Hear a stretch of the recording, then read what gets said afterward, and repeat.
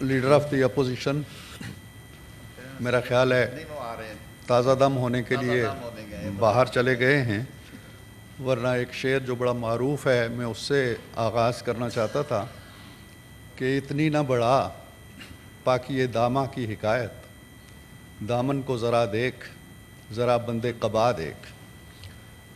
اچھا لگا کہ وہ اپنے 4 سالہ عہد کے تمام کارناموں کو بھول گئے۔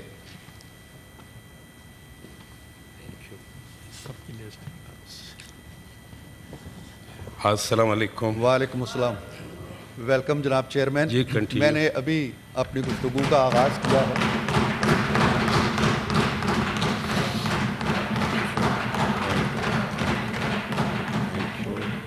تھینک یو، یہ میرے لیے بجائے ہیں؟ اچھا جی، تھینک یو۔ تو سر یہ مجھے سب سے اچھا یہ لگا کہ شبلی فراز صاحب نے نہایت عمدگی کے ساتھ اور نفاست کے ساتھ، اچھے الفاظ کے ساتھ اور ایک منجے ہوئے پارلیمنٹیرین کی طرح گفتگو کی، اور اس سے بھی زیادہ اچھا لگا کہ ہماری طرف سے اس کو بڑے تحمل کے ساتھ، بردباری کے ساتھ، نہایت خاموشی کے ساتھ سنا گیا۔ یہی اسپرٹ ہونی چاہیے۔ میں بھی جو تھوڑا سا وقت دیا ہے جناب چیئرمین نے، میں کوشش کروں گا کہ ان کی جو سیاسی گفتگو انہوں نے کی ہے بالعموم اور بجٹ کے حوالے سے بہت کم بات کی ہے۔ سب سے پہلے انہوں نے یہ کہا جی کہ انتخابات جو ہیں ان کا عمل درست نہیں تھا، اور جب تک لیجیٹیمیٹ گورنمنٹ نہیں ہوگی اس وقت تک یہ ٹیکسیشن اور اس وقت تک یہ بجٹ عوامی اسپرٹ سے محروم رہیں گے۔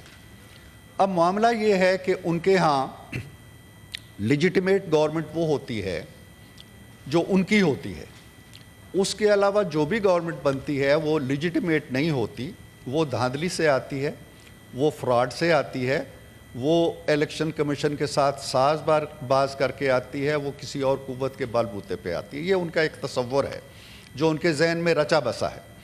اب معاملہ یہ ہے کہ پارلیمنٹ کے ساتھ اور پارلیمانی روایات کے ساتھ، یہ ریکارڈ کی بات ہے جناب چیئرمین، ان کا کوئی بہت زیادہ وابستگی نہیں رہی ہے تھرو آؤٹ ان کے 2002 سے لے کے اب تک۔ 2002 میں ان کی پارٹی کے سربراہ عمران خان صاحب الیکٹ ہو کے آئے، اور 2002 سے لے کے 2007 تک یا 8 تک جس اسمبلی کے وہ رکن تھے، اس اسمبلی کے اندر شاذ و نادر ہی تشریف لائے۔ وہ 2 بڑی امپورٹنٹ کمیٹیوں کے سربراہ تھے، سربراہ نہیں تھے، اس میں شریک تھے۔ ایک تھی کشمیر افیئرز کی کمیٹی اور ایک تھی public accounts committee. Public accounts committee کا کام تھا احتساب کرنا اور کرپشن کی روک تھام کرنا، اور کشمیر کا کاز آپ سمجھتے ہیں ہم سب کو بڑا عزیز ہے۔ لیکن اپنی پہلی پارلیمنٹ لائف میں ان دونوں کمیٹیوں کا رکن ہوتے ہوئے وہ کبھی نہیں گئے ان کے اجلاس میں، ایک بھی اجلاس نہیں اٹینڈ کیا۔ پارلیمانی روایات کے احترام کا یہ عالم تھا۔ استعفیٰ دے کے پھر چلے گئے۔ 2008 کے الیکشن ہوتے ہیں، وہ اس میں حصہ ہی نہیں لیتے۔ 2013 کے الیکشن ہوتے ہیں، انہیں شکست ہوتی ہے اور وہ آ جاتے ہیں، ایک بہت عظیم الشان 4 ماہ کا دھرنا دیتے ہیں، اور کبھی ذکر ہوتا ہے 35 پنکچر کا، کبھی 4 حلقوں کا، کبھی کچھ۔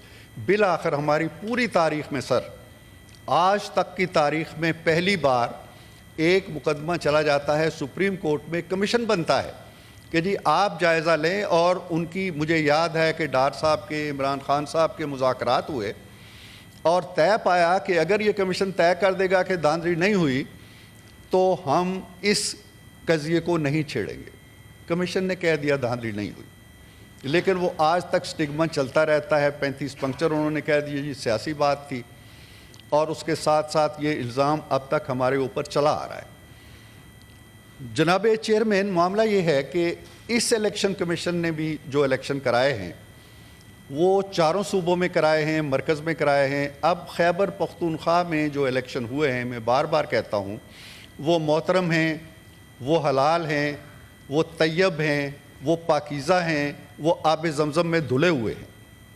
اور جو باقی صوبوں میں الیکشن ہوئے ہیں یا مرکز میں ہوئے ہیں، وہ سب دھاندلی زدہ ہیں، اور وہی الیکشن کمیشن ہے۔ یہ نہیں ہے کہ وہاں کوئی اور ہے، یہاں کوئی اور ہے۔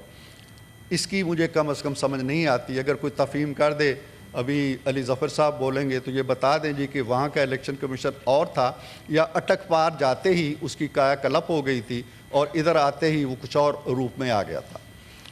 دوسری بات سر یہ ہے کہ یہ لیجیٹیمیٹ گورنمنٹ ہے, ہر اعتبار سے تمام ملکی ادارے کام کر رہے ہیں, عدلیہ کام کر رہی ہے, ان کو ریلیف دے رہی ہے, ان کے حق میں فیصلے آ رہے ہیں اور ہم مان رہے ہیں ان کو. پارلیمنٹ کام کر رہی ہے, پارلیمنٹ پہ بول رہے ہیں. شبلی فراز صاحب نے 50 منٹ ماشاءاللہ بہت عمدہ اچھی گفتگو کی, پارلیمانی رول پلے کر رہے ہیں, کمیٹیوں میں جا رہے ہیں, پارلیمنٹ کام کر رہی ہے. ایک صوبے میں ان کی حکومت بہت عمدگی سے چل رہی ہے, جیسے 15 سال سے پہلے سے چل رہی تھی اسی رفتار سے ماشاءاللہ آگے بڑھ رہی ہے اور کنٹریبیوٹ کر رہی ہے ملکی ترقی میں. باقی صوبوں میں بھی حکومتیں چل رہی ہیں. کوئی کرائسس نہیں ہے سر, کوئی بحران نہیں ہے. بحران اگر ہے تو صرف ان کی اپنی جماعت کے اندر ہے. پاکستان کے اندر بحران نام کی کوئی چیز نہیں ہے. اور وہ جو شعر کہا تھا امجد اسلام امجد نے کہ نہ آسماں سے نہ دشمن کے زور و زر سے ہوا, یہ معجزہ تو میرے دست بے ہنر سے ہوا. یہ نہ آسمان ان پہ کوئی ٹوٹا ہے نہ کوئی کسی اور نے کوئی حرکت کی ہے, یہ ان کے اپنے دست بے ہنر کا معجزہ ہے. سر 2022 میں الیکشن ہم تشتری میں رکھ کے ان کے پاس لے کے گئے کہ جناب الیکشن ہم کرا دیتے ہیں بجٹ کے فوراً بعد, اور انہوں نے کہا جی کہ نہیں ہم الیکشن لیں گے زور بازو سے. ہم 25 مئی کو آ رہے ہیں اسلام آباد اور وہاں سے الیکشن لے کے اٹھیں گے. یہ 25 مئی کو آئے اور پھر الیکشن ہوا ہو گئے. اپنی تاریخ کو دیکھیں کہ الیکشن کو خراب کرنے میں, جمہوریت کو خراب کرنے میں ان کا کیا رول رہا ہے. آج یہ کہتے ہیں جی کہ کرپشن کا کوئی کیس نہیں ہے. میں اس کے میرٹ میں نہیں جانا چاہتا کہ وہ درست ہے یا غلط ہے, لیکن کیس ہے اور وہ 60 ارب روپے کا ہے. ہمارے تمام اجتماعی شبلی صاحب, ہمارے اوپر جو تمام اجتماعی کرپشن کے کیس آپ نے بنائے تھے وہ تھے 10 ارب کے. آپ کا ایک کیس 60 ارب کا ہے. اور وہ سن لیں سر, سن لیں. آرڈر. اور وہ 60 ارب کیا ہے کہ 60 ارب باہر سے آئے ہیں اور وہ 60 ارب ایک جرمانے کے طور پہ آئے ہیں. اور جس شخص آپ کہتے ہیں جی لوٹی ہوئی رقم باہر سے ہم لائے, لوٹی ہوئی رقم سرکاری خزانے میں جاتی ہے. لوٹی ہوئی رقم اس کو نہیں دے دی جاتی جس نے لوٹی تھی. آپ نے وہ رقم اس کو دے دی اور یہاں پہ بھی معاملہ ختم ہو جاتا تو ٹھیک تھا. جس کو وہ رقم دی گئی اس سے سینکڑوں کنال اراضی آپ نے لی ایک ٹرسٹ کے نام پہ. یہ فیکٹس ہیں. ہمارے اوپر, میں دعوے سے کہہ رہا ہوں یہ بات, ہمارے اوپر محمد نواز شریف کے اوپر کرپشن کا کوئی کیس نہیں تھا, ایک بھی کیس نہیں تھا. سارے کیسز سن لے, ایسے نہیں چلے, ایسے نہیں چلے گا, ایسے نہیں چلے گا. میں نے گزارش کی تھی کہ جس طرح ایک بھی کیس نہیں تھا. اگر کوئی آپ میں سے اٹھ کے کہہ دے بعد میں بھی کہ فلاں کیس تھا تو میں معافی مانگ لوں گا. کوئی کیس نہیں تھا کرپشن کا. کوئی نہیں تھا کہ یہ کک بیکس اس نے لیے ہیں, کوئی نہیں تھا کہ فلاں سے اس نے پیسہ لیا ہے. یہ تھا جی کہ ایسٹ بیانڈ مینز, اور نہ مینز کا تعین کیا نہ ایسٹس کا تعین کیا. فیصلے لکھے ہوئے پڑے عدالتوں کے, انہوں نے کیا لکھا ہے اس میں؟ انہوں نے کہا کہ کوئی مس یوز آف آفس کا کیس ہمیں نہیں ملا, کوئی کرپشن کا کیس, الزام ہی نہیں تھا. آپ کیا بات کرتے ہیں؟ تو بات یہ ہے کہ اب آپ نے یہ ذکر کر دیا جی کہ ہم شرح جو تھی شرح نمو ہم بڑی بڑھا کے لے گئے تھے 5 پہ. آپ کہاں سے لائے تھے؟ 6.1 پہ ہم چھوڑ کے گئے تھے. آپ یہ بھی بتاتے کہ جو مہنگائی ہم 3% پہ چھوڑ کے گئے تھے وہ کہاں چھوڑ کے گئے آپ؟ وہ 39% پہ 38% پہ آپ چھوڑ کے گئے. آج تو پھر 11 پہ آ گئی ہے. آج پھر آپ سٹاک مارکیٹ کہاں چھوڑ کے گئے, آج کہاں جا رہی ہے؟ 34 ارب روپے کے ڈالر کے قریب باہر سے رقم آئی ہے. سمندر پار پاکستانیوں نے, وہ اعتماد کا اظہار ہے اس حکومت کے اوپر, یہ ریکارڈ ہے. اتنی رقم اس سے پہلے کبھی نہیں آئی. سرمایہ کاری آ رہی ہے, باہر سے وفود آ رہے ہیں, ہم باہر جا رہے ہیں, ملکوں سے معاملات ٹھیک ہو رہے ہیں.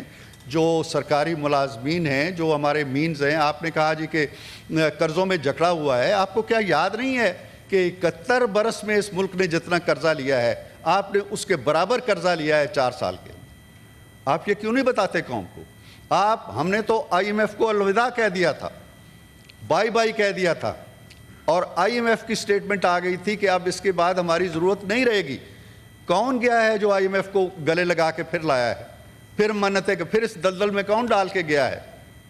اور پھر جب ہم دیوالیہ ہونے لگے ہیں تو آئی ایم ایف کو خط لکھتے ہیں کہ جی ان کو پیسے مت دینا۔ یہ پیسے کو نواز شریف کے گھر جا رہے تھے، یہ پیسے کسی اور کے گھر جا رہے تھے، زرداری صاحب کے گھر جا رہے تھے۔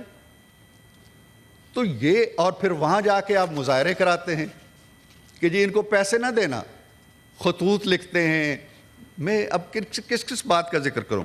اور جناب چیئرمین، جہاں تک تعلق ہے ملک کے معاشی حالات کا، ہم مانتے ہیں ان کی بات کہ ہمیں قرضوں سے نجات حاصل کرنی پڑے گی، کشکول توڑنا پڑے گا، اور کشکول ہم نے بڑی حد تک توڑ دیا تھا 2018 میں، جس کو انہوں نے نکالا اور پھر چمکایا اور اس پہ نئے سرے سے کلی کرائی اور اس کو چمکا کے پھر دنیا کے سامنے لے گئے اور سب سے زیادہ قرضے لیے تاریخ کے اندر۔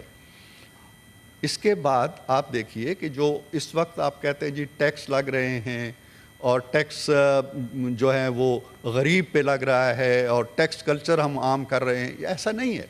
جب آپ دو متضاد چیزیں کرتے ہیں، آپ یہ کہتے ہیں کہ باہر سے قرض مت لو، اگر باہر سے قرض نہیں لینا تو پھر آپ کو اپنے پیسے، اپنے ریونیو جنریٹ کرنا پڑے گا۔ آپ اپنے ریونیو جنریٹ کرنے کے لیے آپ کو ٹیکس کلچر میں لانا پڑے گا، ٹیکس کا دائرہ وسیع کرنا پڑے گا۔ یہ نہیں ہو سکتا ہے کہ باہر سے آپ نے قرض لینا بند کر دیے، اپنوں سے ٹیکس لینا، تو پھر آپ کیا کریں گے؟ ملک کیسے چلائیں گے؟ دفاع کیسے کریں گے؟ ترقی کیسے کریں گے؟ خوشحالی کیسے آئے گی؟ عوام کی فلاح و بہبود کیسے ہوگی؟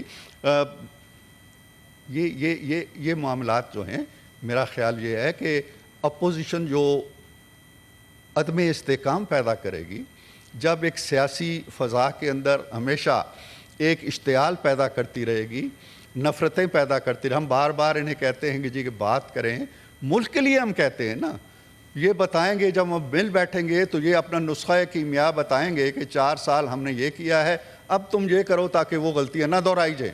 بات نہیں کرتے ہم سے، اب کہتے ہیں جی کہ وہ اچکزئی صاحب کی کمیٹی جو ہے وہ ہم سے بات کرے گی۔ اب مجھے نہیں پتا کہ اچکزئی صاحب کی کمیٹی کیا بات کرے گی، کیا ضمانت دے گی ہمیں، اور کیا جو ان کا موقف رہا ہے کہ یہ پارلیمنٹ ٹھیک نہیں ہے، یہ فارم 45 پہ آئی ہوئی ہے، یا یہ سارے کے سارے چور ہیں، یہ ڈاکو ہیں، ان سے بات نہیں ہو سکتی۔ اگر وہ موقف برقرار ہے تو کیا بات ہوگی؟ کوئی بات نہیں ہوگی پھر۔ اور اگر وہ موقف ختم ہو گیا ہے تو اس کا اعلان کریں کہ آج کے بعد یہ چور نہیں ہے، یہ ڈاکو نہیں ہے، یہ پاکیزہ ہو گئے، پھر ہم بات بھی کر لیں گے۔ تو یہ جو تضادات ہیں ان میں سے نکلنا ہوگا، ان کو پارلیمنٹ کے اندر کردار ادا کریں، اور باہر ان پارٹیوں سے ملیں جن کے ہم نے 2018 میں ان کی جو حکومت آئی تھی، ہمیں بہت اعتراضات تھے۔ کیا وہ فیئر الیکشن تھے؟ کیا آر ٹی ایس فیل نہیں کر دیا گیا تھا 8 بجے؟ اس کی جان، اس کی گردن کس نے دبوچ لی تھی؟ اور اس کے نتائج ہم نے مانے، ہم نے اپنے کردار ادا کیا، ہم نے رونا دھونا نہیں کیا، نہ دھرنے دیے، وہاں بیٹھ کے بڑا مثبت کردار ادا کیا، اور اس وقت تک کیا جب تک ان کی میجارٹی ختم نہیں ہوگی۔ یہ بھی کردار ادا کر رہے ہیں تو اچھا کر رہے ہیں، ہم چاہتے ہیں کہ یہ ملکی معاملات کے اندر کنٹریبیوٹ کریں اور باہر بھی کریں۔ یہ تضادات سے ان کو نکلنا پڑے گا، اور تضادات سے نکلنے کے لیے ضروری ہے کہ یہ ملکی مفاد کی اپنی انٹرپریٹیشن چھوڑ دیں۔ ملکی مفاد وہ نہیں ہے جو صرف ان کے دماغ میں آتا ہے، ملکی مفاد کے امین ہم بھی ہیں۔ آج اگر باغ ڈور ہمارے پاس ہے، کل ان کے پاس تھی، کل پھر ان کے پاس جا سکتی ہے۔ ملک نے چلنا ہے۔ آئی ایم ایف کے دروازے پہ آپ کھڑے ہو کے نعرے لگاؤ گے کہ پاکستان کو پیسے نہ دو، ہم نے تو یہ نہیں کیا نا۔ اور ہمارے اوپر بھی بڑے ستم ہوئے ہیں، نواز شریف کے اوپر بھی ہوئے، زرداری صاحب کا پورا قبیلہ بے نظیر شہید ہو گئی، بھٹو صاحب پھانسی چڑھ گئے۔ کسی نے وہ 9 مئی نہیں کیا ہے، کسی نے 264 مقامات پہ حملے نہیں کیے، کسی نے جا کے تنصیبات نہیں جلائی، کسی نے جی ایچ کیو کو نشانہ نہیں بنایا، کسی نے کور کمانڈر کا گھر نہیں جلایا ہے۔ آج آپ کہتے ہیں جی یہ فوج کا فلیگ، فالس فلیگ آپریشن تھا۔ مطلب ہے کہ یہ کون سی سیاست ہے؟ آپ کوشش کر لیں کہ زیادہ بجٹ جی میں 1 منٹ اور لے لوں گا، 15 منٹ کوشش کر لیں کہ بجٹ کو زیادہ تو میری گزارش یہ ہے کہ معاملات کو سنبھالنے کے لیے نوجوانوں سے بڑی ہمدردی کا اظہار کیا گیا، नौजवानों से हमदर्दी ये होती है कि उनके हाथों में पेट्रोल पंप दे दें, पेट्रोल बम दे दें आप कि जाओ पेट्रोल बम चलाओ और मारो इनको, और उनको कहो कि जाके कोर कमांडर का घर जलाओ। ये नौजवानों से हमदर्दी है? ये आपने उनकी तरबियत की है? ये आपने उनको रोशन रास्ते दिखाए हैं? तो इसलिए मेरी इनसे गुजारिश ये है कि बजट के बारे में मुस्बत तजावीज़ दें, तामीरी तजावीज़ दें और इस पे अरकरेज़ी करें। सिर्फ सियासी बयानात, जिस तरह उन्होंने सियासत पे तकरीर की है, मैंने भी कर दी है, लेकिन इससे बजट के अंदर इस्लाहात नहीं हो सकेंगी। बजट को सीरियसली लें और अगर कुछ खामियां हैं, कुछ ये समझते हैं कि अवाम के मफाद के मुनाफी बात हुई है, वो ज़रूर उसकी निशानदही करें, हम बसरो चश्म उसको मानेंगे। लेकिन ये सियासत खेलना जो है बजट के नाम पे, इससे कोई फ़ायदा नहीं होगा। बहुत शुक्रिया।